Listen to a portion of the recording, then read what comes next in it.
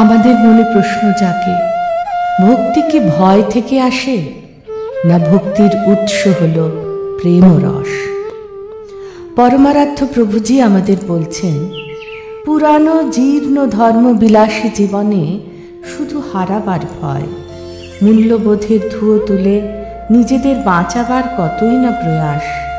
যুগে যুগে সত্যের প্রকাশ আসে আপন মৌলিকতায়, মানবাত্মার ক্রন্দনে নির্যাতিত মানুষের পাশে আসেন আপন সখার মতো, বলে ওঠেন, তুমি চিরমুক্ত, চিরশুদ্ধ, চির আনন্দ স্বরূপ। বিভিন্ন মিলন উৎসব, অনুষ্ঠান, একান্ত আলাপচারিতায় অনেক কথাই বলেছি। তাকে ফিরিয়ে দাও পৃথিবীর সমাজ অঙ্গনে, তবেই সার্থক হবে তোমার আমার পরিচয়, সার্থক হবে জ্ঞান, ভক্তি ও প্রেম। পরমারাধ্য প্রভুজিকে আমার অনন্ত প্রণাম।